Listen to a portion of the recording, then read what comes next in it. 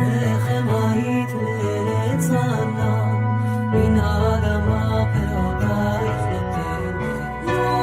יודע שם לכל לב, לספר כל נפלאותייך.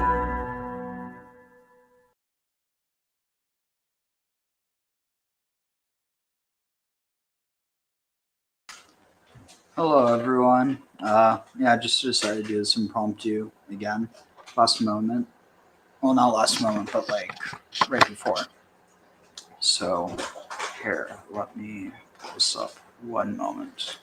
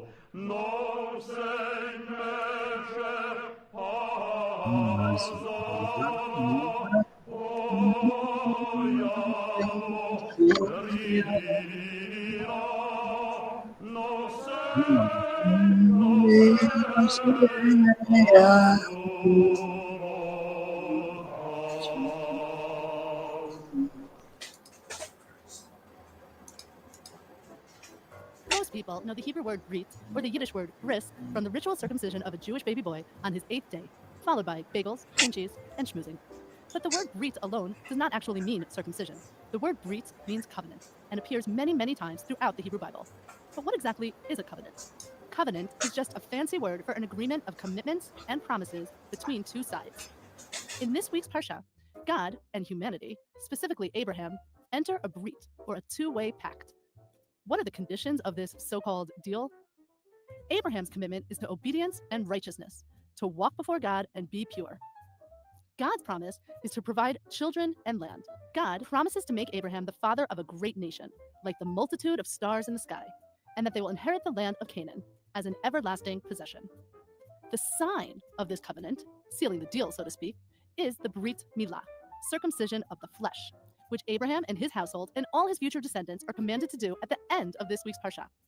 Not to worry, although circumcision is clearly a very male ritual, Abraham's wife Sarah, along with her descendants, also becomes a partner to the covenant when God blesses her and changes her name.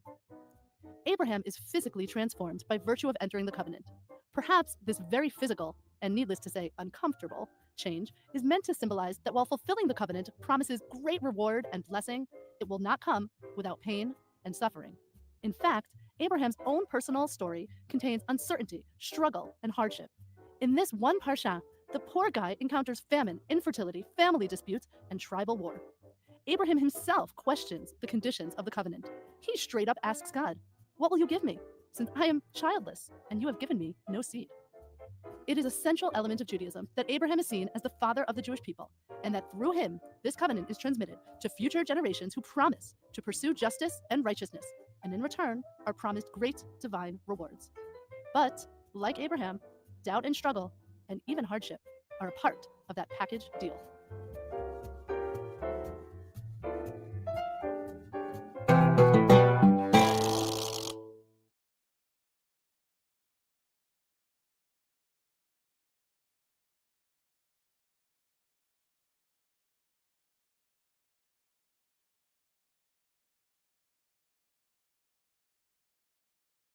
Welcome to this week's virtual drasha. This week we have the incredible privilege to read Parshas Lech Lecha.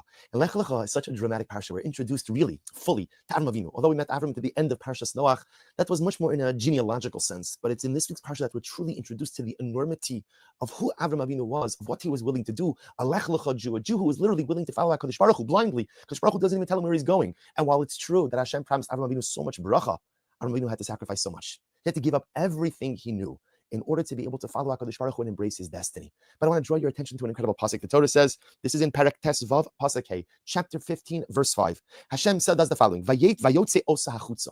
Hashem takes Avram Avinu outside, Vayomer, and he says to Avram, Habet no hashamaymo, look at the heavens, Usefara kochavim, and go and count the stars. In tucha lispar osam, are you able to count them? Vayomer lo ko yezarach. And HaKadosh Baruch Hu says to Avram, this is going to be what your offspring is like. So on the most basic level, Hashem is telling Avram Avinu, look at the stars, look at the stars. The same way you can't count the stars, you won't be able to count your offspring. You'll have such numerous offerings, such a proliferation of descendants that they will be uncountable, unmeasurable, immeasurable, just like the stars.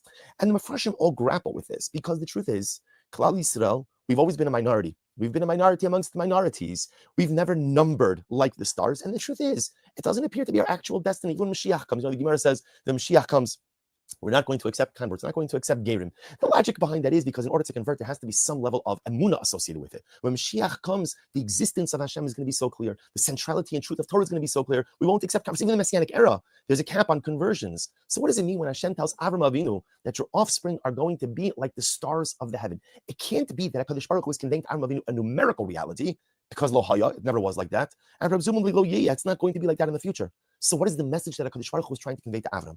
And the Lublin Rav Meir Shapira of Lublin, Zuchusa Yagin Alina Rebbe, whose yahrzeit was this past week, the founder of Daf Yomi, the Rosh Yeshiva Shias Chachmei Lublin, says something absolutely amazing. The Lublin Rav writes, and I want to quote you, he says, Limros, Sheyodea Atomi Rosh, Kilo Sucha Lisparas HaKochavim.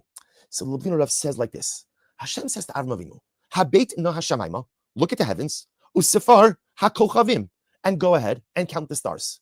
The Lublin Rav says, what is this? An exercise in futility? No one could count the stars. No one could count the stars. You could start, what are you going to get to? 100, 200, 500, 10,000, whatever you're going to get to. It's impossible to count the stars. The Lublin Rav says, Avram, when you try to count the stars, you know from the beginning, you'll be unable to. You know from the beginning that, not that it's an exercise in futility, but that you won't be able to accomplish the given task. But nevertheless, Avram, here's what I want you to do. Even though you will not be able to count the stars, I want you to look up into the heavens and I want you to try. And HaKadosh Baruch Hu says, this is the bracha that I'm going to give your descendants. Ko yihiyeh zaracha. So the Lublin Rav reads the pasuk like this. Hashem takes Avram Avinu outside and there's an exercise. What's the exercise? Sefaras HaKochavim. Count the stars. Count the stars. Now Avram Avinu, I know what you're going to say. In tucha lispar osam. Can anyone count the stars? Even though you can't, I want you to do it anyway. And then Hashem gives Avram the bracha. And what does it say? Vayomer lo, Hashem says to Avram, this is exactly the way your descendants are going to be. Ko yezarach, writes to the Lublin Rav something absolutely amazing. He says, Ya'izu, Yahinu, V'yapilu gam levilti afshari l'mala min hateva. Do you know what the midah that Hashem was telling Avram Avinu? There are indeed at least 7, but I think you might be talking about the 7 planets, 7 classical planets. If not, I mean, there are definitely at least 7 stars out there. On that note, that was a good one. Any reason you chose 7 to say? Because there's also more than 8 or 9, but 7 is a very good typographic number. Was that sometimes even when something looks impossible, you still have to try. Even when something doesn't seem feasible, you still have to put in the effort. Avram, count the stars. Count the stars. And HaKadosh Baruch Hu preempts the question. I know what you're going to say. It's impossible. Do it anyway. Do it anyway. Because Ko yihiyeh zaracha. This will be the strength of your descendants. He says, L'mala min hateva, lo yamudu es harotzim b'midas hayecholes es seichos min es harotzim. Lublin Rav says something amazing. Do you know what the great strength of Klal Yisrael is? The great strength of Klal Yisrael is that we're willing to attempt the impossible. Now, it doesn't mean we always accomplish the impossible. And it doesn't mean that we always accomplish whatever we set out to do. But the beauty, the greatness, the strength of Klal Yisrael is a willingness to engage in something, even if it looks impossible. And says the Lubliner Rav, that's what's happening over here. This was not a numerical promise. This was not Hashem telling Abram Avinu, one day your offspring are going to be numbered like the stars. It's not true. It's not true. It never happened, never will happen. The bracha is the bracha of resilience. The bracha is the bracha of trying. The bracha, Avram, count the stars. It's impossible. Try anyway. Try anyway. Sometimes even that which looks impossible, you still have to attempt. And Avram, if you do this right now, the bracha I give you is the same way you have this midah, same way you have this character trait. Ko yihiyeh zar'acha. Your children will have the courage to attempt the impossible as well. Your children will have the courage, to go ahead and try that which looks beyond reach. They'll attempt. Sometimes they'll be successful. Sometimes they'll be unsuccessful. But at the end of the day, they'll have the willingness to try to count the stars, to try to accomplish the impossible. And this is the bracha that we, the children of Avram Avinu, have. And I'll just mention, it's incredible that the Lubliner Rav was the one who said this, because the Lubliner Rav accomplished impossible things. They told the Lubliner Rav had a vision for a yeshiva. Yeshiva's Chachmei Lublin was not an ordinary yeshiva. It was a yeshiva with a dormitory, unheard of. It was a yeshiva that served meals, unheard of. It was a yeshiva that wanted to restore kavod to young men learning Torah, unheard of. They told the Lubliner Rav, it's not going to happen. Too much money, impossible. The Lubliner Rav was willing to engage the impossible. And Daf Yomi, when people told the Lubliner Rav came up with this idea, all of Klal Yisrael should learn the same Blat Gemara. Nah, come on, not going to happen. Not going to happen. And what's when they get up to Yavamis? And what's when they get up to Nedarim? No one's going to do it. The Lubliner Rav had many haters, like many people who told him not going to happen. But the Lubliner Rav understood sometimes you have to try to count the stars. Sometimes you have to try to attempt to accomplish the impossible, even when everyone around you is telling you can't be done. That was the life of the Lubliner Rav. That was the life of Rabbi Shapira. That was the life of Avram Avinu. And that's the bracha that HaKadosh Baruch Hu gives to us, the children of Avram Avinu. Difference, how many times in life do we have like an epiphany, a thought, a desire, a want, a dream, and I'm getting excited because I think I can accomplish something, and then that little voice sets in that says, impossible. Plenty. Impossible. Impossible can't be done. Too far out of your reach. Be a bit more modest in your goals. Too real. Be a bit more realistic in your aspirations. And that little voice, that first, it starts as a whisper, and then it gradually increases to a audible sound, and then it's yelling, impossible, impossible, impossible. You can't do it. And when we hear that voice, the other voice has to be HaKadosh Baruch Hu telling us, Ko yezar'acha. Your Zayda Avram Avinu counted stars. But it's impossible to count stars. You're right. But sometimes even when something is impossible, you have to try to make it happen nevertheless. Even when something seems out of reach, you still have to extend your hand as far as it goes. There's another famous vart of the Lubliner Rav, fast forwarding a little bit. Same Lubliner Rav, Amir Shapiro of Lublin, says that when Moshe Rabbeinu was set afloat in the Nile, so he's in the basket. We all know the story. Fast forwarding a little bit, Chumash Mos. We all know the story. He's in the Nile. Miriam is following along on the banks of the Nile River. And Basya, the daughter of Pharaoh, goes out to bathe in the Nile. She sees the basket. She extends her hand. And Nashi HaKadosh quotes the Medrash that says, the basket was out of reach. It was really out of reach. But she extended her hand and a miracle occurred, and she was able, her hand extended, she was able to grab the basket. And again, asks the Lubliner Rav, I don't understand. I'm sitting on one side of the room. Right? My cup of coffee is on the other side of the room. It's 10 feet away. Am I reaching out my hand? It doesn't even make sense. Of course not. I'm not reaching out my hand. I know it's out of reach. There's absolutely no point in trying to grab it. So asks the Lubliner Rav, why did the daughter of Pharaoh even bother to extend her hand if the basket was so out of reach? And the Lubliner Rav says the same idea. Because sometimes, even if something seems impossible, if you know that it has to get done, you have to try. It's impossible? Okay. Sometimes impossibility doesn't exempt you from trying. Sometimes impossibility doesn't exempt you from putting in the effort. Sometimes when something is important enough, even if it's impossible, you have to try nevertheless. Count the stars. Extend your hand. Ko yihiyeh zar'acha. That is the bracha that Hashem gives to Abram. The same way you counted the stars, you engaged, you tried to make the impossible occur, your children will have that same strength. Your children will have that same courage as well. So when we be Zochem Yetz Hashem, if there are things we want to accomplish, and we get all excited about them, and then we begin to hear that voice that says, impossible, impossible, impossible. Remember that we are descendants of the man who counted stars. We are the descendants of the man who engaged to try to do the impossible. That's the koach we have. Whether we accomplish it or not, it is our sacred task, our sacred duty, and our tremendous privilege to try. Wishing everyone a good Erev Shabbos and a beautiful Shabbos Kodesh. Interesting.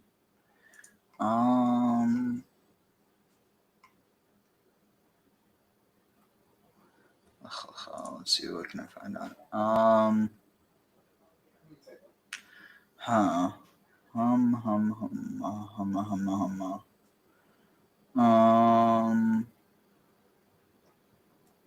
Here, and then we'll start. At the University of Wyoming, ideas come to life. It's where the spirit of innovation. The theme of the chapter Lech Lecha is the first and greatest journey that Abraham takes at God's commandment to leave his homeland and to go off toward the west, northwest. And he ends up in the land of Israel. So the name Lech Lecha actually means, you shall journey, travel unto you. Now the interesting thing, and in a way a paradoxical thing, is when you read the first one to the land of Israel. So the name Lech Lecha actually means, you shall journey, travel unto you. Now the interesting thing, and in a way a paradoxical thing, is when you read the first verse of this chapter, there seems to be an oddity. In a way, a paradoxical journey, travel unto you. Now the interesting thing, and in a way a paradoxical thing, is when you read the first verse of this chapter, there seems to be an oddity. The verse states the following. God says to Abraham, Lech Lecha, ma'artzecha, ma'moladetecha, ma'beis avicha. 3 different ways God describes the place that Abraham has to leave from. He says, leave your land, the place of your birth, and the home of your parents. And then it continues, and go, ela eretz asher areka, go to the land that I will show you. Because it's a spiritual If you read leave it, first, it's very strange. or When you you give someone physically leave and then you directions spiritually to leave. travel, you don't have to emphasize the point of departure. They know where they are. You have to explain to them, give them the address of the destination. And here, God does the exact opposite. When it comes to the destination, he's very vague. Go to the land that I will show you. But when it comes to the departure, God says, your birthplace, the land of your parents, and your homeland. 3 different ways. Abraham knew where he was. So what is the significance of focusing on so much on that departure? And here's a key lesson. The Torah as a blueprint in our lives, a powerful lesson in all our lives. Life is a journey. Lech Lecha. Lech Lecha means a journey. All of us will be on a journey from the moment we're born through the entire odyssey of our lives. The truth is, the Kabbalists explain that the journey begins even before we're born. It begins when the soul leaves its spiritual environment and enters into this world. But life is a journey. Now, we all want to travel places. Many of us want to explain that the journey begins even before we're born. It begins when the soul leaves its spiritual environment and enters into this world. It begins even from the moment we're born through the entire odyssey of our lives. The truth is, the Kabbalists explain that the journey begins even before we're born. It begins when the soul leaves its spiritual environment and enters into this world. But life is a journey. Now, we all want to travel places. Many of us want to reach great places in our lives, not just physically, talking psychologically, spiritually, emotionally. We have goals in our lives. Often when we embark on a journey, we find our intention is there. We really want to make a move, but we seem trapped. Many people make New Year resolutions, for instance, or other resolutions. And when they set out in the way, it lasts a day or 2 days, and they usually gravitate back to their old patterns. People tell me often about their challenges when they try to find a soulmate. They think they find someone, they make another mistake, and then again another mistake. And people seem to gravitate always back to the same old problems. All these problems can be answered in this one verse. God's commandment to Abraham is the commandment to each one of us, how we're supposed to travel. The secret to true movement in life, if you're stuck, is not necessarily always the destination. You have to look back, because you can be set out to reach a certain place, but you have baggage that weighs you down. So imagine you're setting out on a journey, but you're tied with a chain and ball and chain to a place that keeps you shackled to your past. So God is telling Abraham, if you want to truly find yourself, you have to free yourself from 3 forces that trap each one of us. These are Artzecha, which is the 3 forces of subjectivity. We are subjective human beings. Number 1 is we have inherent self-love. We're biased. We don't see things always objectively. So you may think you're doing everything right, but you ask a friend, the friend says, no, you're doing everything wrong. So we have a certain blind spot. All of us have blind spots. I have a guy who asked him, do you have any blind spots yet? He says, yes, but I know what they are. That's not a blind spot. A true blind spot is you don't know what it is. So that's number 1 trap. Trap number 2 is that we are influenced by the attitudes of our parents, of our homes. We grew up in our homes, the way our parents reacted, how they solved problems, how they loved, how they didn't love, how they treated each other, for good or for bad, created an environment, and most of us learn from that. Where do we learn how to problem solve? From our parents. And that's why we have much dysfunctionality, because when we learn how our parents behaved, if they behaved in an unhealthy way, we usually repeat that. And the third influence in our lives is our environment, society, peer pressure, social pressure. There was a time that I thought I wasn't influenced by advertising. I thought everybody else was influenced. But the advertising has such a subtle influence on all of us, sublime influence, that it's sometimes hard to really recognize. We're all shaped by the forces around us, the pressure, the social pressure, wanting to be accepted, conforming, and so on. So God tells Abraham, you want to discover the true you have to get out of the shadow of these 3 forces. For instance, when's the first time most of us really discover ourselves? When we leave home. But every child cries the first time you go to school, to kindergarten. And then when we leave home to go to summer camp, or we leave home to go to college, not always easy. When you're under the protective shelter of your home, you don't want to necessarily leave. But when do we really discover ourselves? It's only when we're not under the influences of those forces that shaped us, even if they're healthy forces. What it means to mature means that you're getting away from the forces that shape us. So the Torah says, this week's chapter dictates, that if you want to travel, and every journey, every life is a journey, and to travel, you have to free yourself of these 3 subjective forces. 1, your own personal biases, which usually means that you have to speak to someone who can help you see things objectively. 2, the forces and influences of your parental influences in home. And 3, the influences of society and the pressures of that.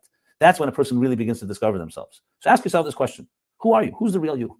Are you a product of your parents and your home and your environment, or do you have an independent true self? Who are you? So and every journey, every life is a journey, and it usually means that you have to speak to someone who can help you see things, the influences of society and the pressures of that. That's when a person really begins to discover themselves. So ask yourself this question: who are you? Who's the real you? Are you a product of your parents and your home and your environment, or do you have an independent true self? It's one of the hardest questions to answer, because it's hard to, sometimes as you grow older, you start realizing that you turn into like what your father was like or your mother was like, even though you hate saying that, because we are under that of impact. So interestingly, that the Bible, so many years ago, God tells saying that, because we are under that of impact. So interestingly, that the Bible, so many years ago, God tells Abraham, this is the secret to real growth, to real self-actualization, to real self-discovery. You must get away from that shadows. That doesn't mean we won't be subjective, but it means you have to recognize that these three forces are constantly shaping you. And if you really want to discover the true you need to some way separate yourself. You need to Lech Lecha, you need to move on and leave that past behind. When you're able to do that, you achieve the freedom of entering into the promised land. It's hard to put into words the horrors that we've witnessed every day during our time here. It really is horrific. I was watching a video before this. It was about like some of the stuff that because obviously there's the everything from the Israeli side, the bombing that's going on, but also like what they've been facing from Hamas, and like now they're starting to be able to speak out more because Hamas has lost more of a grip. But entire family, it's horrific. Let's see. One moment. Share this tab. One moment. All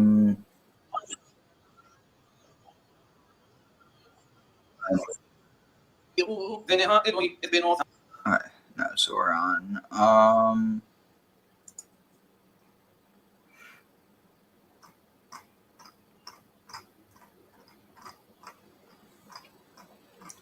Alright,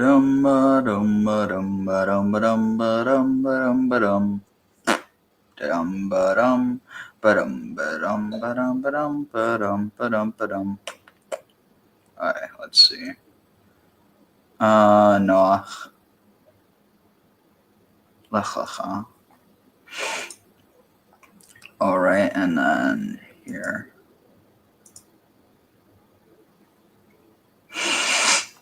Baruchu es Adonai Yamvorach, Baruch Adonai Yamvorach leolam va'ed, Baruch Adonai Eloheinu melech haolam, asher bachar banu mikol ha'amim, v'natan lanu et torato. Baruch atah Adonai noten haTorah.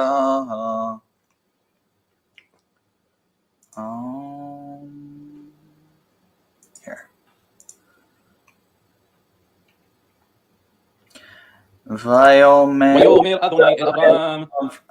Abram, לך לך מארצך וממולדתך ומבית אביך אל הארץ אשר אראך ואעשך לגוי גדול ואברכך ואבטלה שמך ואהיה ברכה ואברך מברכך ומחללך האור ודברי חופך כל משפחות האדמה. וילך אברהם כאשר דיבר אליו אדוני וילך איתו לוט ואברהם 570 שנה בצאתו מחרן. וייקח אברהם את שרי אשתו ואת לוט בן אחיו ואת כל רכושם אשר רכשו ואת הנפש אשר עשו בחרן ויצאו ללכת רכושם אשר רכשו ואת הנפש.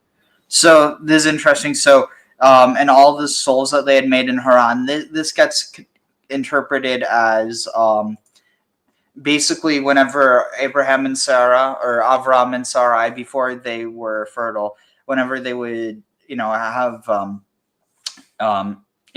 whenever they were together intimately and they didn't produce a physical child, that they would actually produce souls in heaven. So there's that's kind of the midrash, or like the understanding of what this idea of and all the souls they made in Haran, because okay, what souls, or what lives did they make? because they didn't have any children. So it's referencing this.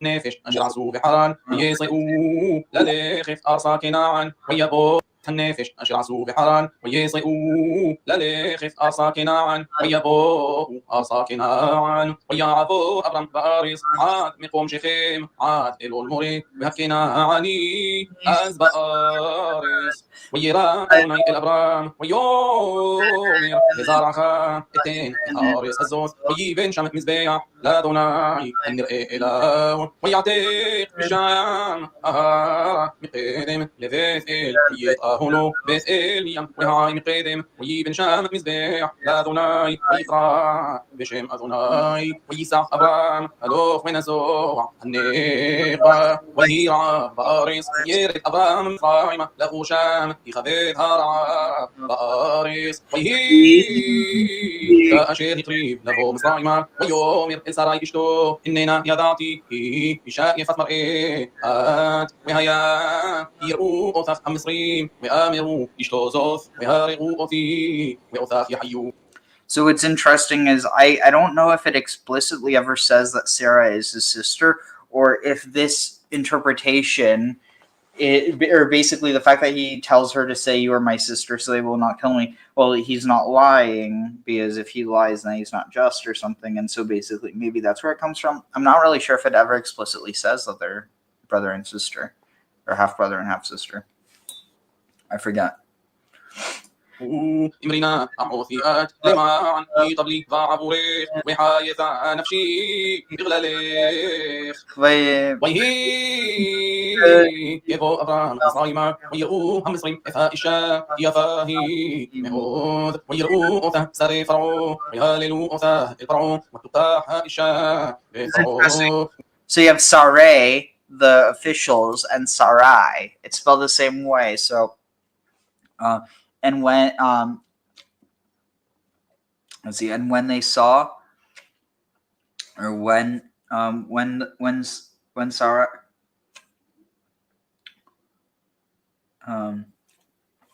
yeah, there's no way to I'm trying to think. It would have to, and when they saw her, Sarai, the Pharaoh, no, yeah, it wouldn't work. It has to be plural, I'm pretty sure. والأبرام هقيب وعبوراه وإهيلو صون وبقر وعموريم وعفدم وشفحوث وأثونوث ومليم وينكع أدوناي إثرعو نغعيم جدوليم وإثبثو عالدبار سراي إيشيث أبرام ويقرا فرعو لأبرام ويوم مصوف عسيثة لي لما وهكذا لي كي إشتخاي لما أمات أحوثيه وإقاح أثاه لي لإشا وعتاه إشتخاي وليق ويصاب على فرعوا أنشيم ويشلحوا أثو ويث إشتو ويث ولا شرلو ويال أضام من مصرايم ويشتو ويث ولا شرلو ويلو عمو النغبة ويضرام أفيد ميود ضمقني بكيسف الذهب ويلخ لمسعى بالنغب وعد بيت إل عظم قوم أشر هايا شام أهلو بتح الله بين بيت إل وبين هاي المقوم هم مسبيع أشرع ساشم بريشونا ويقرا شام أضرام بشم أذناي ويغم ليلوت أهوليخ إثبرام هيا صون وبقى. So this is the first time that he had made there at first and called out there did Abram in the name of. So that's interesting. It's saying this is the first time that Avram called out in the name of Hashem, but I thought Hashem didn't make himself known to Avram by that name until, didn't make himself known to anyone by that name until Moses. So something doesn't really add up here. I'm confused. Anyone have any suggestions? I don't know if anyone's even watching. Yeah, any suggestions? Oh, hey Graham. Graham, did you catch that at all? No, I just caught the message now. I'm out running errands. What's up? Oh, it's interesting. It's saying that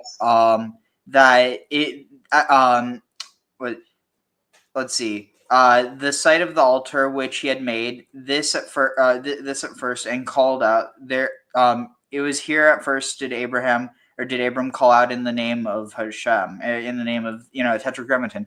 So, but I thought in the Exodus it says that the first time that he made himself known by that name was to Moses, and that he was known by another name to Abraham, Isaac, and Jacob. Yeah, the Yahweh name was the first time, was the one that Moses had. Are you saying that was interjected here? Yeah, it says this was the first time that Abram called upon the name of Yod-Heh-Vav-Heh. Interesting. Yeah, definitely something to take note of. Now, are we after the circumcision party? Not yet. Okay. הארץ לשבת יחדיו, כי הירח ושמרה, ולא יאכלו לשבת יחדיו, ויהי ריב בין רועי מבני אברהם ובין רועי מבני לוט, והכנעני והפרזי, אז יושב בארץ, ויאמר אברהם אל לוט, אל נא תהי מריבה ביני וביניך ובין רועי ובין רועיך, כי אנשים אחים אנחנו, הלא כל הארץ לפניך, היפרד נא מעלי עם השמאל וימינה ועם הימין מהשמאלה, ויסלוק את עיניו וירא את כל כיכר הירדן, כי כולה משקה לפני שחט אדוני את סדום ואת עמורה, כיוון אדוני כארץ מצרים בואכה סוער, ויבחר לו לוט את כל כיכר הירדן משקה לפני שחט, ויסלוק את עיניו. And Lot raised his eyes and saw the entire plain of the Jordan, that all of it was well irrigated before Hashem destroyed Sodom and Gomorrah. Wow.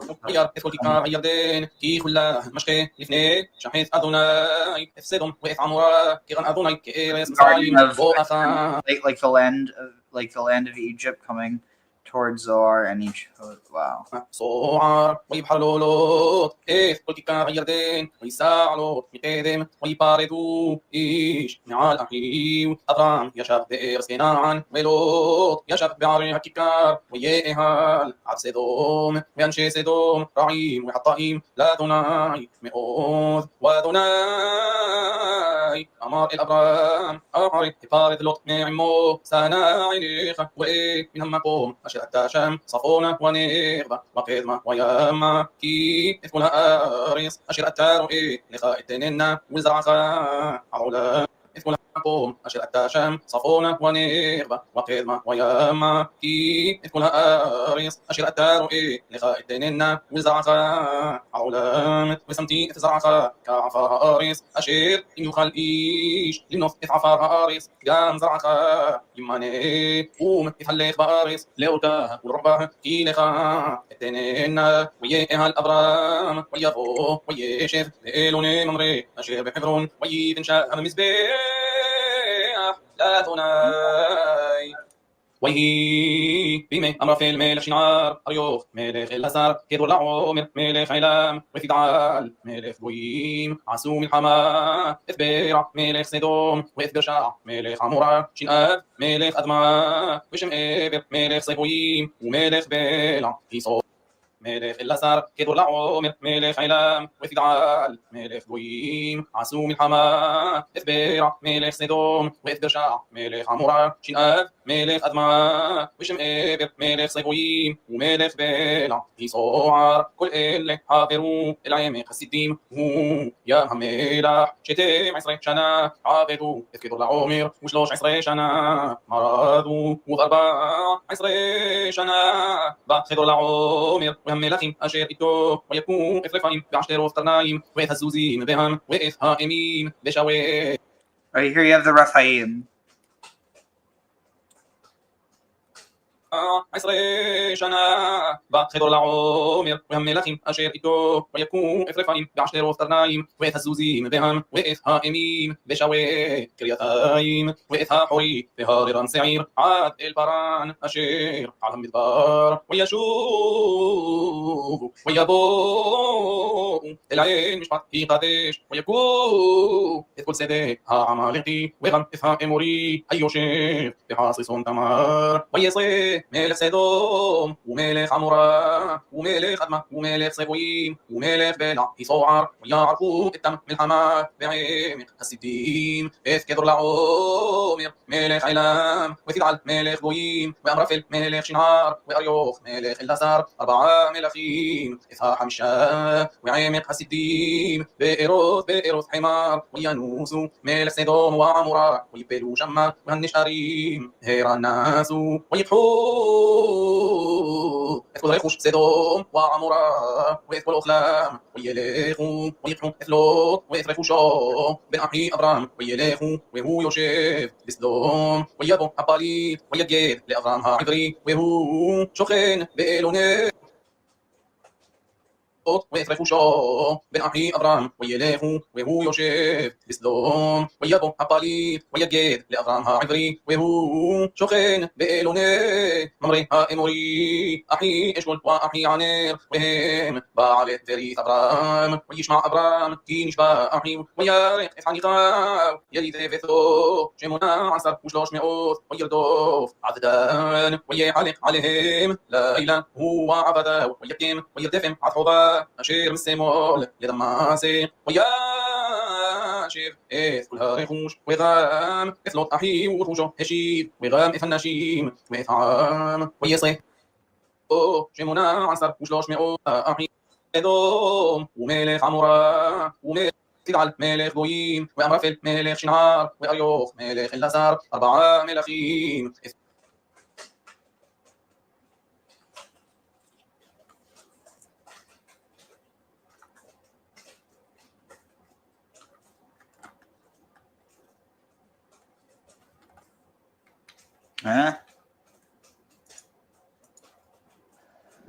I'm here. What's up? ויבוא הפליט, ויגד לאברהם העברי, והוא שוכן באלוני, ויבוא הפליט, ויגד לאברהם העברי, והוא שוכן באלוני, ויבוא הפליט, ויגד לאברהם העברי, והוא שוכן באלוני ממרא האמורי, אחי אשכול ואחי ענר, והם בעלי ברית אברהם, וישמע אברהם, כי נשבע אחיו, וירך את חניכיו, ילידי ביתו, 18,300, וירדוף עד דן, ויחלק עליהם לילה, הוא ועבדיו, ויקים, וירדפם עד חובה, אשר משמאל לדמשק, וישב את כל הרכוש, וגם את לוט אחיו ורכושו השיב, וגם את הנשים ואת העם, ויעשה מלך סדום לקראתו אחרי שובו, מהכות את כדור לעומר, ואת המלכים אשר איתו אל עמק שווה, הוא עמק המלך, ומלכי צדק מלך שלם, עושי לחם ויין, והוא כהן לאל עליון, ויברכהו ויאמר עושי אמת רבי, אשר את כל הרכוש, ויתמר ואת המלכים אשר איתו אל עמק שווה, הוא עמק המלך, ומלכי צדק מלך שלם, עושי לחם ויין, והוא כהן לאל עליון, מלך שלם, עושי לחם ויין, והוא כהן לאל עליון, ויברכהו ויאמר ברוך אברהם לאל עליון, קונה שמיים וארץ, וברוך אל עליון אשר מגן שריך בידיך, וייתן לו מים וארץ, וברוך אל עליון אשר מגן שריך בידיך, וייתן לו מעשר מכל, ויאמר מלך סדום אל אברהם. Interesting. So this is where you have the first mention of Ma'aser or Meiser, or also known as tithing, which is where, you know, a tenth is given. But it's given to Abraham, which is kind of curious. It almost seems like Abraham is being used as a stand-in for God, but not like that he is God, but like he's God's representative on earth or something. But also the use of Melchizedek, you have the name Tzedek, but then also the whole idea that he's a priest of El Elyon, the Most High El, or Most High God. Well, wouldn't Melchizedek be the stand-in for God because he's giving the? I always thought that as he was giving the land to Abraham, and that was sort of like where some of Abraham's claim to the land was partially coming from a human justification standpoint. You had the God justification. Sorry, tag. I was going to say it's more likely that Melchizedek would be here the analogy for the priest, who's the priest or the king. Well, if I remember right, he was technically both. So. True.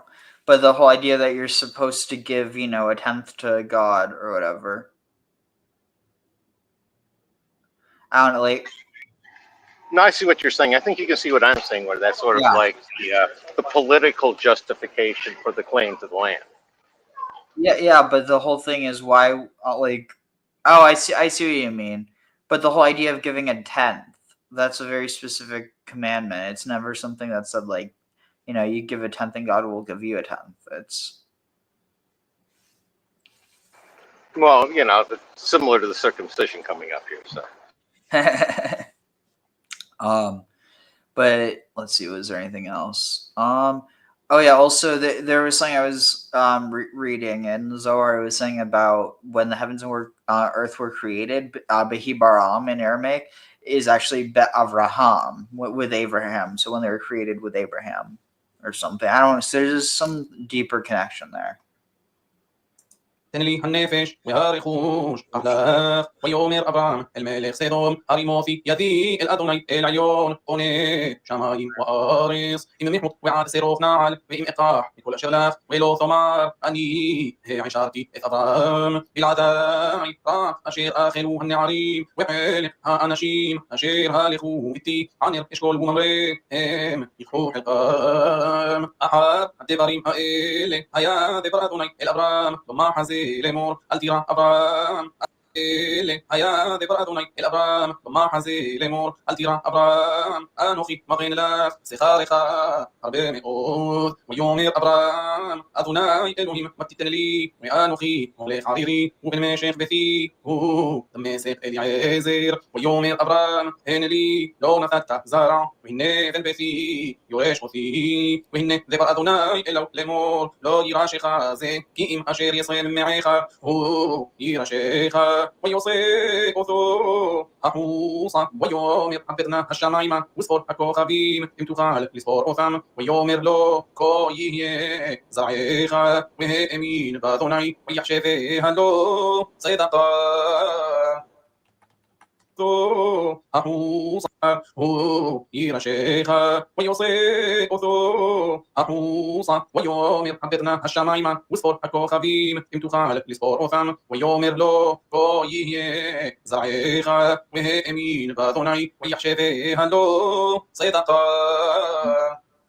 ויאמר אלוהו אני אדוני אשר הוסיפך מאור כספים לתת לך את הארץ הזאת לרשתה ויאמר אדוני אלוהים במה אדע כי תירשנה ויאמר אלוהו קחה לי עגלה משולשת ועז משולשת ועיל משולש ותור ואוזל ויקח לו את כל אלה ויבטר אותם בתאריך וייתן איש פטרו לקט רעהו ואת הספור לא ותר וירד העית על הפגרים וישב אותם אברהם ויהי השמש לבוא ירד העית על הפגרים וישב אותם אברהם ויהי וירד העית על הפגרים וישב אותם אברהם ויהי השמש לבוא ותרדמה נפלה על אברהם והנה אימה חשכה גדולה נופלת עליו ויאמר לאברהם ידוע תדע כי גר יהיה זרעך בארץ לא להם ועבדו וענו אותם 400 שנה וגם את הגוי אשר יעבודו דן אנוכי ואחרי כן יסעו ברכוש גדול ואתה תבוא אל אבותיך בשלום תתווה אומר לאברהם ידוע תדע כי גר יהיה זרעך בארץ לא להם ועבדו וענו אותם 400 שנה וגם את הגוי אשר יעבודו דן אנוכי ואחרי כן יסעו ברכוש גדול ואתה תבוא אל אבותיך בשלום תתבר בשיבה טובה ודור רביעי ישובו הנה כי לא שלם עבוד טובה ודור רביעי ישובו הנה אל אבותיך בשלום תתבר בשיבה טובה ודור רביעי ישובו הנה כי לא שלם עוון ודור רביעי ישובוהן כי לא שלם עוון האמורי עדהן ויהי השמש באה ועלתה היה והנה תנור עשן ולפיד אש אשר עבר בין הגזרים האלה ביום ההוא קרא אדוני את אברהם ברית לאמור לזרעך נתתי את הארץ הזאת נהר מצרים על הנהר הגדול נהר פרת את הפני ואת הפניזי ואת הקדמוני ואת החיטי ואת הפריזי ואת הרפאים ואת האמורי ואת הקנעני ואת הגרגשי ואת היבוסי ושרי אשת אברהם לא ילדה לו נור עשן ולפיד אש אשר עבר בין הגזרים האלה שיבה טובה ודור רביעי ישובוהן כי לא שלם עוון האמורי עדהן ויהי השמש באה ועלתה היה והנה תנור עשן ולפיד אש אשר עבר בין הגזרים האלה ביום ההוא קרא אדוני את אברהם ברית לאמור לזרעך נתתי את הארץ הזאת נהר מצרים עד הנהר הגדול נהר פרת את הפני ואת הפניזי ואת הקדמוני ואת החיטי ואת הפריזי ואת הרפאים ואת האמורי ואת הקנעני ואת הגרגשי ואת היבוסי ושרי אשת אברהם לא ילדה לו אלא שפחה מצרית ושמה הגר ותאמר שרי אל אברהם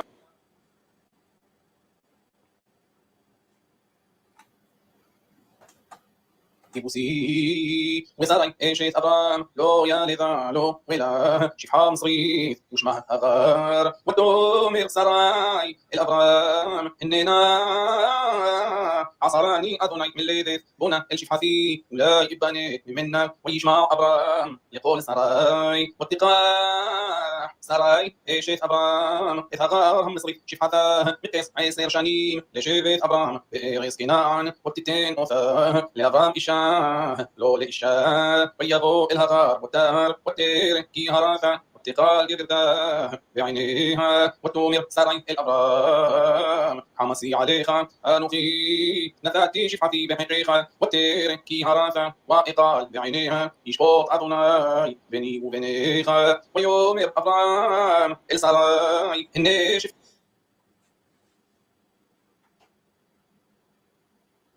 ביני וביניך ויאמר אברהם אל שרי הנה שפחתך בידך עשי לה הטוב בעינייך ותעניה שרי ותברח מפניה וימצאה מלאך אדוני על עין המים במדבר על העין בדרך שור ויאמר הגר שפחת שרי אם זבת ואנה תלכי ותאמר מפני שרי גברתי אנוכי בורחת ויאמר לה מלאך אדוני שובי אל גברתך והתעני תחת ידיה ויאמר לה מלאך אדוני הרבה את זרעך ולא יספר מרוב ויאמר לה מלאך אדוני הנך הרת ויולדת בן וקראת שמו ישמעאל ישמע אדוני אל ענייך והוא יהיה פרא אדם ידו בכל ויאכול בו ועל פני כל אחיו ישכון ותקרא שם אדוני הדובר אליה אתה אל רואי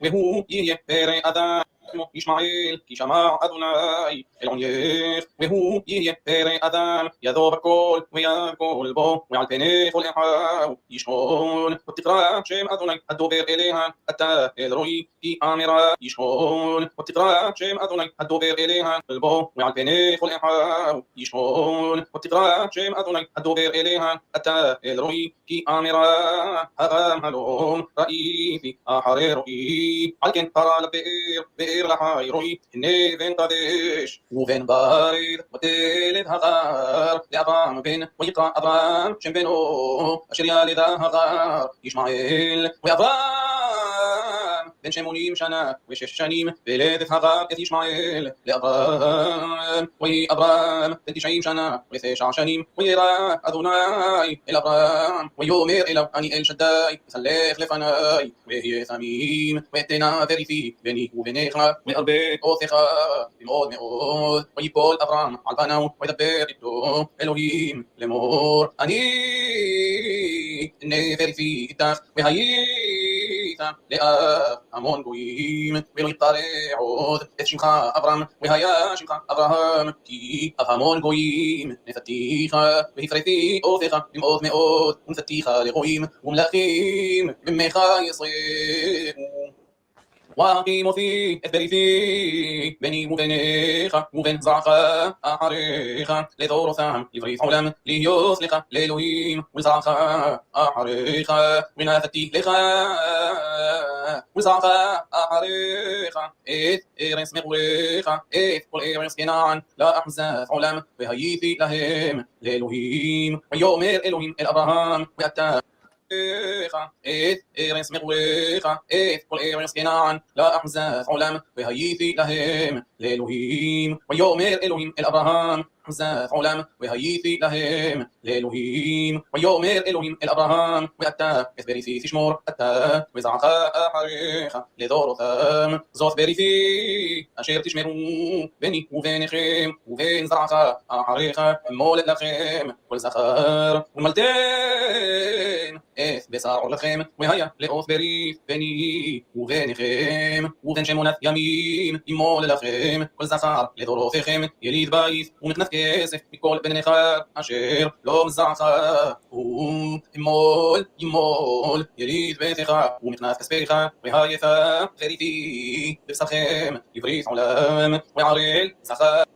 So if the whole point is that it's supposed to not be easy, then why, why when it's 8 days? I mean, I've heard something that there might be like a medical reason because of like coagulation and going up. I don't even know. But the point is, if it's all about, someone making this, deep connection, how come it's not even one that they're conscious? I don't know. אשר לא ימול את בשר עורלתו, ונכרתה הנפש ההיא מעמיה את בריתי הפר. ויאמר אלוהים אל אברהם, שרי אשתך לא תקרא את שמה שרי, כי שרה שמה, וברכתי אותה, וגם נתתי ממנה לך בן, וברכתיה, והיית לגויים מלכי עמים ממנה יהיו. ויפול אברהם על פניו ויצחק, ויאמר בלבו, הלבן 100 שנה יוולד, ואם שרה 90 שנה תלד. ויאמר אברהם אל האלוהים, לו ישמע 90 שנה תלד. ויאמר אברהם אל האלוהים, ואם שרה 90 שנה תלד. ויאמר אברהם אל האלוהים, לו ישמעאל יחיה לפניך. ויאמר אלוהים, אבל שרה אשתך יולדת לך בן, וקראת את שמו יצחק, והקים אותי את בריתי איתו בברית עולם, לזרעו אחריו וישמעאל. שמעתיך, הנה ברכתי אותו, והפרתי אותו, והרביתי אותו מאוד מאוד, 12 נשיאים יוליד, ונתתי לגוי גדול, ואת בריתי אקים את יצחק, אשר תלד לך שרה למועד הזה בשנה האחרת. ויכל לדבר איתו, ויעל אלוהים מעל אברהם, ויקח אברהם את ישמעאל בנו, ואת כל ילידי ביתו, ואת כל מכנת כספו, כל זכר באנשי בית אברהם, וימול את בשר עולתם ב20 היום הזה, כאשר דיבר איתו אלוהים. ואברהם בן 99 שנה, והימולו בשר עולתו, וישמעאל בנו בן 13 שנה, והימולו את בשר עולתו ב20 היום הזה, למול אברהם וישמעאל בנו, וכל אנשי ביתו יליד בית ומכנת כסף מאת בן נכר, למולו איתו. Interesting. Let's see. Yeah, I always got the impression that Abraham was a little too into it. What? It might have been. Well, I think he was almost into circumcision a little too much. It was kind of like just for the fun of it at times. It's like I said, it's like, hey, I did it. It was so much fun for me. Let's everybody else do it.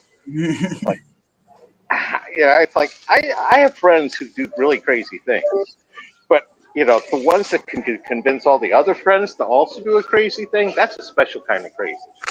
Okay. That's definitely a way of looking at it. Let's see.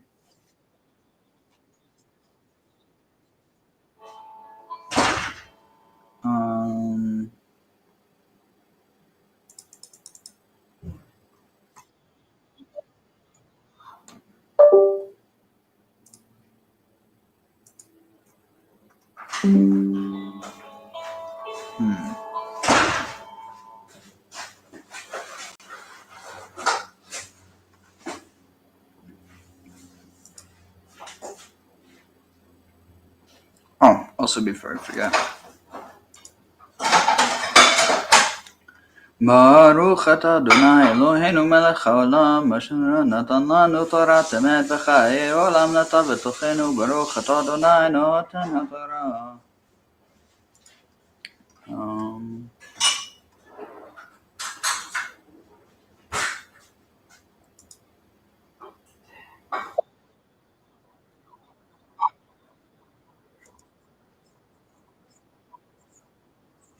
Was there. Nobody but worms, that is. But we have to get there, so let's dive right down that rabbit hole. At the very beginning of this week's Parsha, Hashem blesses Abram Avinu, Abraham our father, and this is what it says. Ve'eschel l'goy gadol ve'avarecha ve'agad l'shmecha ve'yeh bracha. I will make of you a great nation, and I will bless you, and I will make your name great, and you shall be agad l'shmecha ve'yeh bracha. And this is what it says. Ve'eschel l'goy gadol ve'avarecha ve'agad l'shmecha ve'yeh bracha. I will make of you a great nation, and I will bless you, and I will make your name great, and you shall be a blessing. So the part where it says, I will make you a great nation, hey, that's us. But the Midrash has a different interpretation and adds something interesting. Here's what it says. The Midrash says that V'aschel l'goy gadol, I will make you into a great nation, means Yatzaloi moinitin, a coin will be made of you. Here it is, me lucky dime. The word moinitin comes from the Latin word moneta, which means money.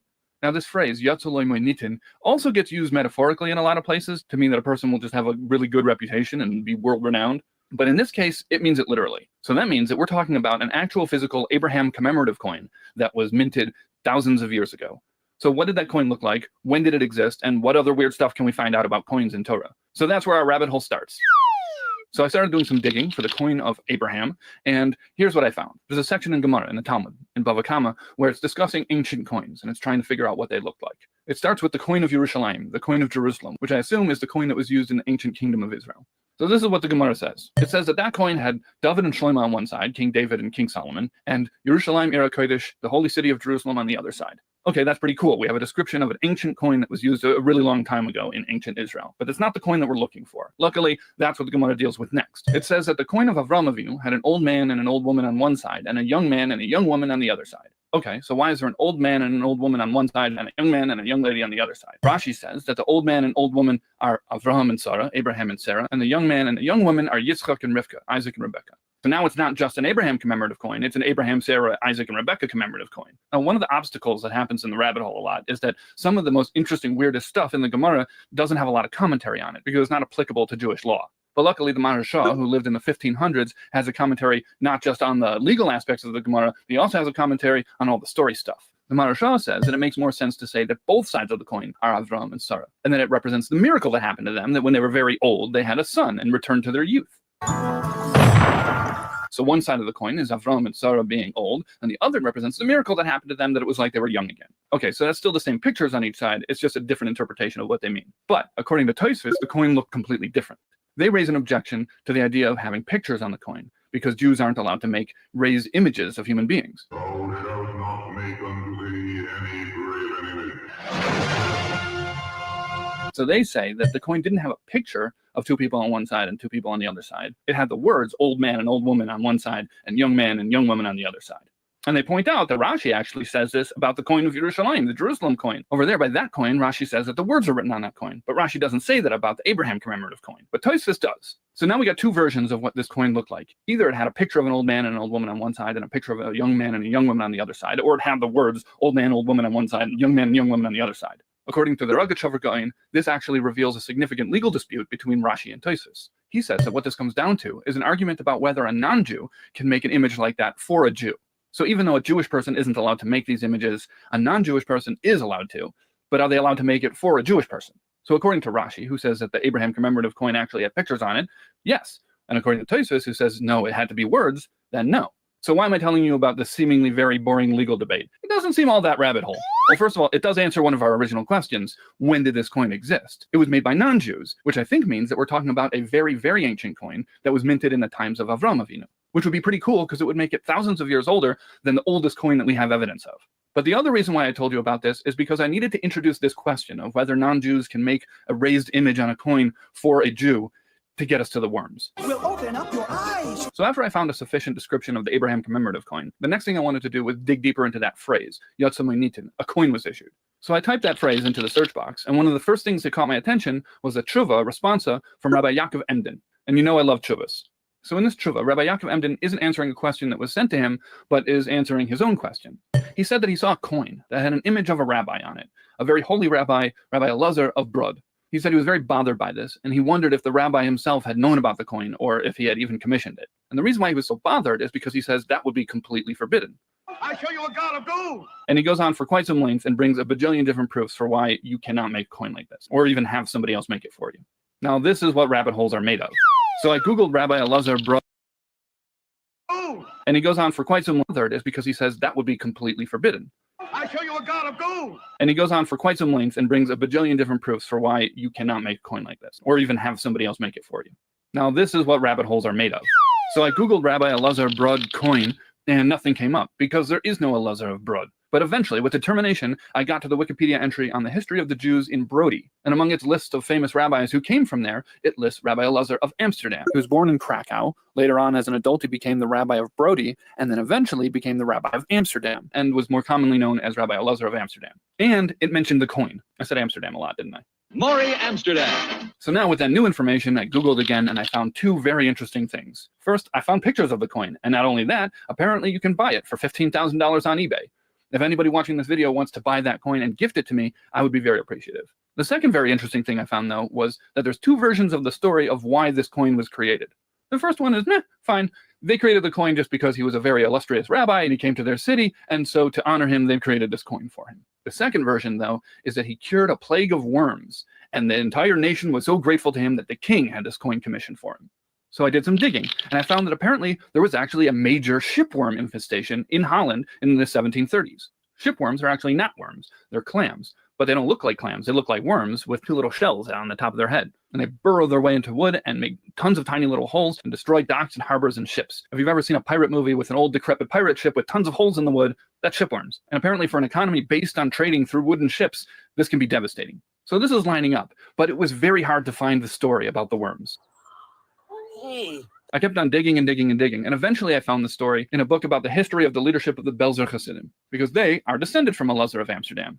So this is the story as it was told by the fourth Rebbe of the Belzer Hasidim. When Rabbi Elazar came to Amsterdam, there was a terrible worm infestation going on. The scientists were baffled, people were terrified, and apparently it threatened the existence of the entire country. So the king heard about this very holy rabbi who had come to town. And after a lot of persuasion, eventually Rabbi Elazar realized he had no choice and agreed to pray on behalf of the country. So he went out into a field and he started davening. He poured out his heart to his creator. And by the end of his tefillah, by the end of his prayer, the worms started coming out of the ground and they all slithered their way into the ocean and died. And the country was so grateful that the king had this coin commissioned, which you can buy for $15,000 on eBay. So I think this is pretty cool. The rabbit hole started off with the Abraham commemorative coin and eventually got us to a story about a rabbi solving a devastating worm epidemic through the power of prayer, taking us full circle back to another commemorative coin.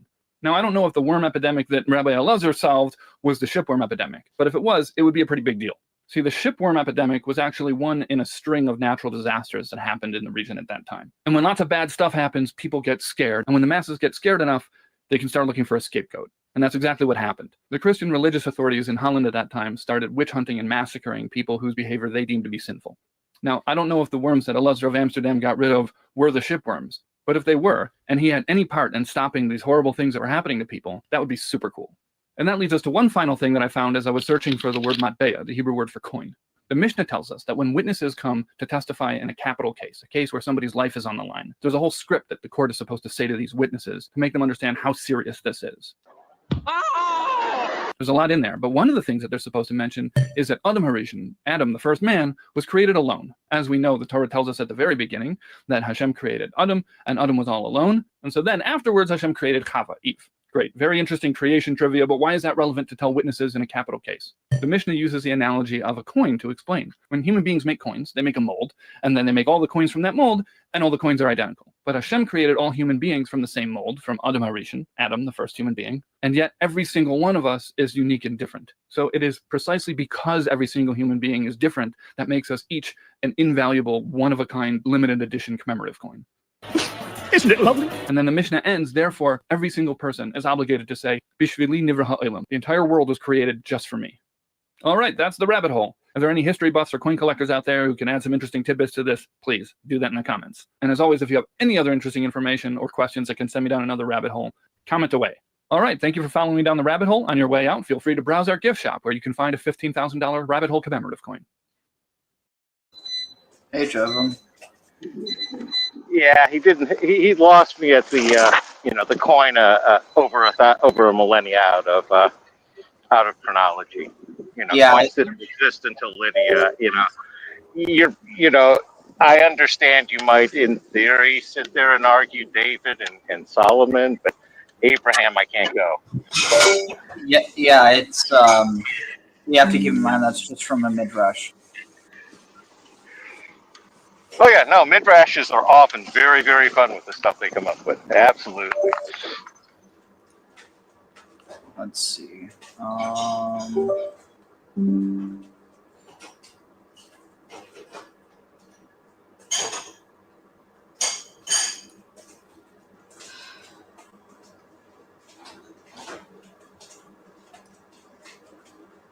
Hi everyone, I'm David Block. And I'm Emu Shalev. Welcome to the Parshah experiment.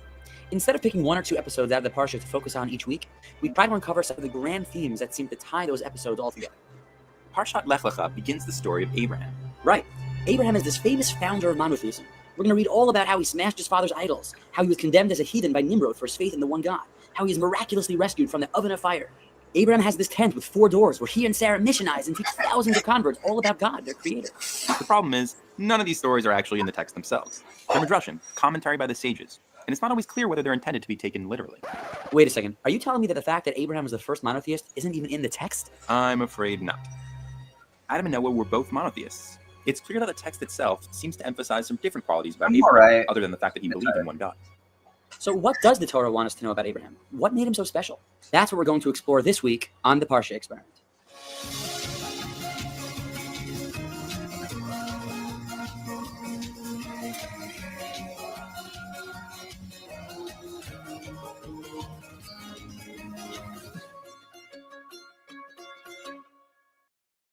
So before we dig into this question, let's do the 20-second Parsha recap. First, God asks Abraham to journey to Canaan. Then, Abraham is driven by famine to Egypt, where he says that his wife is his sister. Lot and Abraham then separate, and Lot moves to stone. There is the war of the 4 kings versus the 5 kings. Then Abraham and God forge the Brit Bein HaBitarim, the covenant between the parts. There's the episode of Hagar, Sarah, and the birth of Ishmael, and finally, the covenant of circumcision. Now, we're not going to be able to get to the bottom of every story in just 10 minutes, but this week and next, we may be able to get a lens through which we can better understand the character of Abraham. Much of what we're about to say borrows from Rabbi Foreman's mind-blowing audio series called Abraham's Journey. Link below. Check it out. You won't regret it. So let's see if we can start to gather some clues about Abraham from the way he's introduced in the beginning of the Parsha. God tells Abraham to leave his home and to go to Canaan. Ve'escha legoy gadol. God will make Abraham into a great nation. Sounds pretty great, but that's not all. Abraham listens, he follows God, and when he gets to the land of Canaan, Abraham's gifts get even better. God appeared to Abraham and said, I'm giving this land to your children. If you were Abraham and you heard that news, that this land would be yours, what would you do? I don't know, I'd be elated. I'd probably throw a party or something. And then I'd probably set up shop. I'd build a house or a city. I'd mark my territory. After all, God just promised me this land. It's mine. But Abraham's reaction to hearing that news is actually remarkable, and nothing like that at all. He builds an altar to God. Okay, so maybe he is first saying thank you, and now he'll build himself a home. But then, instead of settling down in one place, he actually moves. He moved from there to a mountain east of Beit El. Okay, so maybe he liked that place better. So now you'd expect him to plant roots and to build a house. But still no. Vayet aholo. He pitches his tent. A tent is so temporary. It's for a traveler, not a settler. And what does he do in this new location? Vayiven sham mizbeach laHashem, vayikra b'shem Hashem. He builds another altar and calls out in the name of God. Notice that Abraham isn't averse to building permanent things. It's just that he's not building those things for himself. It's almost as if he's going out of his way not to mark his territory. How strange. And in the very next verse, he travels again. Vayisa Avram haloch v'naso ha'negba. Abraham traveled and went further south. What's going on here? Is Abraham just so antsy he can't stay still in one place? Why doesn't he just settle down, build a home, enjoy his life? And why is the text telling us all this? It just seems like a boring travelogue with a few altars thrown in for good measure. And finally, why would these be the first stories in our Parsha? Should the text be telling us who Abraham is, maybe giving us a resume of his accomplishments, and then tell us what God's plan for him is? This would be the perfect place for some of those great Abraham stories, like when he smashed his father's idols or when he preached to the masses. Instead, the place for him is, maybe giving us a resume of his accomplishments, and then tell us what God's plan for him is. This would be the perfect place for some of those great Abraham stories, like when he smashed his father's idols or when he preached to the masses. Instead, we hear about all of his wanderings and these seemingly trivial details. But maybe our problem is what's now become a classic Parsha experiment problem. We're looking at the story in isolation instead of seeing it in its larger context. Let's ask, what big event happened right before all these stories, right before God first speaks to Abraham? The Tower of Babel. Exactly. If you remember, in the last two Parshas, we spoke about God creating a world for humanity in order to have a close relationship with them. What followed were a string of sins that distanced humanity from God, culminating in the story of the Tower of Babel. We discovered that perhaps the tower wasn't about fighting God or anything like that. It was about the dangers of forgetting God and focusing only on yourself. Marveling at their own technological creativity, they said, Hava nivna lanu ir umigdal v'rosho v'shamayim. Let's build a city and a huge tower up to the sky. Why? For what purpose? V'na'aseh lanu shem, to make a name for ourselves. Confronted with their own impermanence, the tower builders were afraid they would be forgotten. And instead of strengthening their relationship with the only eternal being, they worshipped at the altar of their own creativity and built a tower, V'nasa lanu shem, for their own legacy. But look at what happens when we compare that story with the very next chapter, with the beginning of Abraham's journey. When we look at these stories side by side, we'll see that the narratives are similar in some respects, but they also differ in some very important ways. Let's take a look. V'yatek misham hara mikedem leVeit El. Abraham traveled towards the mountains east of Beit El. It seems like it's just a geographical detail. But now look at the beginning of the tower story. Vayhi b'nasam mikedem v'yimtzu v'ka'ah be'eretz Shinar. They traveled east and they found a valley in the land of Shinar. But what did the builders do when they get to their destination? Vayeshvu sham. They settled there. And what does Abraham do when he reaches his destination? Vayet aholo. He pitches his tent. It's like the text is begging us to realize the contrast. Both the tower builders and Abraham travel east, but while the builders settle there as a permanent residence, Abraham simply pitches a tent. Then the tower builders make bricks and say, let's build a city and a tower. Hava nivna lanu ir umigdal v'rosho v'shamayim. It wasn't enough that they settled there. The text tells us that they built a city and a tower. A city has a function. You live in it. But what was a tower for? A tower is a monument, one that reaches to the heavens, a monument to their own legacy. Back to the Abraham story. The next thing Abraham does after pitching his tent is Vayiven sham mizbeach laHashem. He builds an altar for God. That's the same word we had at the tower, nivna and vayiven. But what they build is very different. The builders want to build a monument to themselves. Abraham builds this monument, an altar, for God. What is an altar? It may be more telling to think about it not in terms of its function, but in terms of its purpose. An altar is a structure that's used in the service of something, to worship something. So, if you think about it, the tower builder's monument was really an altar too. And they don't hide what it is they're worshiping with their impressive altar. Themselves. V'na'aseh lanu shem. Let's make a name for ourselves. But look again at what Abraham does when he builds the altar. Vayikra b'shem Hashem. He calls out in the name of God. Abraham and the tower builders both really care about shame, about names and legacy. But Abraham doesn't care about his own legacy. He promotes God's. Here's a theory for you. The text seems to be suggesting that Abraham's actions are really the antidote to the tower builders. That's the link that connects Abraham and really the whole rest of the book of Genesis to what happens before. It was right after the flood in the tower that God seems to implement a new plan for humanity. He chooses one man to start a nation to model a relationship with God. They'll right the wrongs of mankind and set them off on a better trajectory. And now, let's come back to the idea of name. Right at the beginning of the Parsha, God tells Abraham, Be'escha legoy gadol, v'avarecha v'agadla shemecha. I'll make you into a great nation, and I will bless you and make your name great. Wait, God's going to make Abraham's name great? But that's what the tower builders wanted, to build their own name. Why is God so interested in making Abraham into a nation? And why does it matter if his name is great? God tells us in the next few words of the verse, Through you, blessing will come to all the families of the earth. After multiple failures of humanity, God picks out one of humanity's successes. He's going to make that small success into a massive one. And here's how. Abraham's nation focuses on God's name, so God will make Abraham's name great. The nation of Abraham are role models for the relationship with God, and through them, by putting them on a pedestal, by making their name great, that's how blessing will come to the families of the earth. And that idea carries on now in Judaism thousands of years later. There's an idea in Judaism that whenever possible, we try to do good deeds or model godly values in the world. And you know what that's called? Kiddush Hashem, sanctification of God's name. We, like Abraham, become models of these godly values, not just through our beliefs, but through our actions, like ambassadors of God. And when we're successful, it's kind of like our own version of building that altar and calling out in God's name. So is that it? The rest of the Abraham stories are all about him traveling the land, sanctifying God's name, and teaching people good values? Not quite. Not every story fits into that category. There's actually a built-in challenge to the mission of Abraham. If God's going to make your name great so that you can bring blessing to the rest of the world, how do you balance being a prince of God with the pride and arrogance at having been handed that destiny? How do you stop yourself from becoming a tower builder? Take a look at something that many of us take for granted right at the beginning of the Parsha. When God first talks to Abraham in Canaan, we assume that God is giving Abraham the land. And that's why it's so strange that Abraham wanders around and pitches tents. But the text doesn't actually say that he's giving it to Abraham. God says, I'm giving this land to your descendants, not to Abraham. And the verse before that is very careful to tell us that when Abraham gets the land, the Canaanites were there. While the land might eventually become his, Abraham does not take what he does not yet own. Abraham's deeply sensitive not to promote his legacy at the expense of others, not at God's expense or even at the expense of the Canaanites. So he doesn't settle down. He constantly travels and he lives in tents. And when he does choose a place to stay for a few nights, he doesn't build a home or a city for himself. Really interesting. He builds a mini town, all for God. So when we asked at the beginning, what does the Torah itself want us to know about Abraham? This seems to be the answer.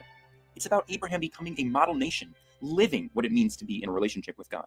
It's not just about smashing idols or escaping from a fiery oven. It's about the successes and the struggles that come along with fulfilling that mission and creating a legacy. We don't have time to go through the rest of the Parsha, but here's our challenge to you. Reread the story of Abraham, but pretend you don't know how it ends. Abraham sure didn't. Each of the stories may be really exciting on their own, but don't lose sight of the link between these stories, or of their significance in the larger story of the Torah. And as you read, try reading it through the lens of legacy. Ask yourself, what does this story tell us about how Abraham is doing at his mission to bring God's by reading it through the stories, or of their significance in the larger story of the Torah? And as you read, try reading it through the lens of legacy, or of their significance in the larger story of the Torah. And as you read, link between these stories, or of their significance in the larger story of the Torah. And as you read, try between these stories, or of their significance in the larger story of the Torah. And as you read, try reading it through the lens of legacy. Ask yourself, what does this story tell us about how Abraham is doing at his mission to bring God's name into the world? Where is he succeeding? And where is he facing personal struggles that might come along with the promise of legacy? Can you see how the binding of Isaac might take on a new light? Or the stories with Sarah, Hagar, Lot, and Ishmael? And when you're ready, check out last year's Parsha video where Rabbi Foreman follows this thread through some of the stories in this week's Parsha. Or, if you're more ambitious, check out Rabbi Foreman's audio series, Abraham's Journey, where he really delves into these stories in stunning detail that will make the character of Abraham truly come to life. And of course, join us next week on The Parsha Experiment. Hey everyone, these Parsha videos are only the beginning of the story. For more evidence and to take a look at some of the stories that we didn't get a chance to cover, check out some of the other videos on our site, linked below. And if you have any thoughts about the significance of these stories or how they connect together, we'd love to hear them. Please share your thoughts below.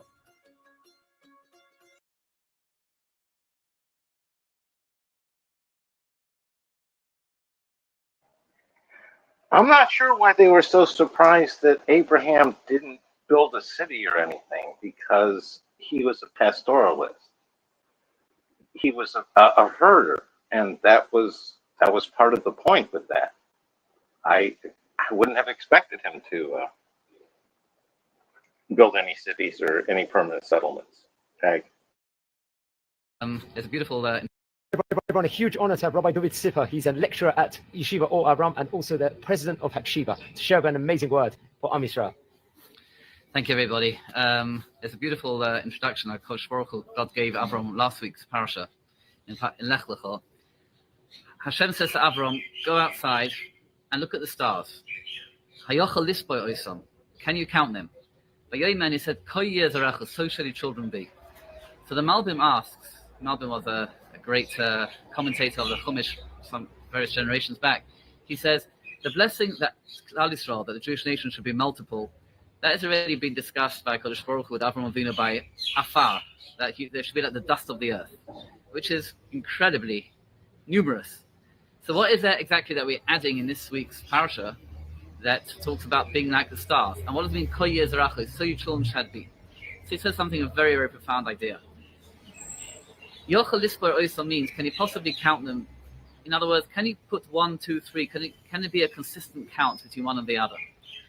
When we look up the stars, if we really understand what astronomy is, that every star is an individual that has its incredible, huge, massive constellation around it, that you can't add up one with the other because each one is unique, each one is special, each one has within itself an enormous amount that cannot be added, and you can't have 1, 2, 3 stars. Each star is itself. Hashem says to Abraham, don't think for a moment that when you have the Jews, they can be seen and viewed as a whole group of people. No.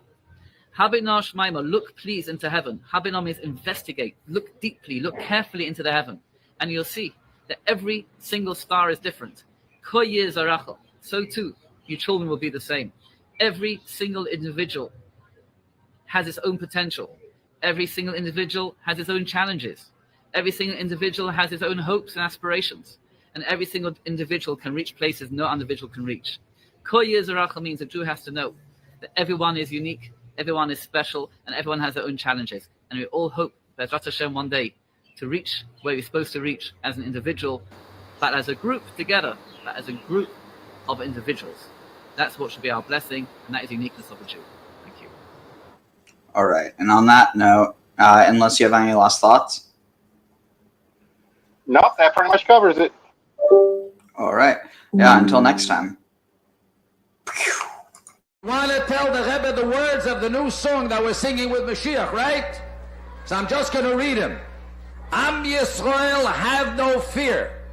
Mashiach will be here this year. We want Mashiach now. We don't want to wait.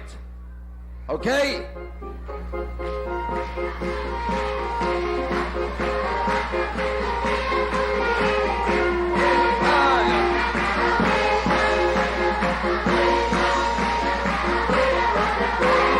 We want Mashiach now. We want Mashiach now. Oh yeah, Am Yisrael, have no fear. Mashiach will be this year. Am Yisrael, have no fear. Mashiach will be here this year. We want Mashiach now. We want Mashiach now. We don't want to wait. We want Mashiach now. We want Mashiach now. We don't want to wait.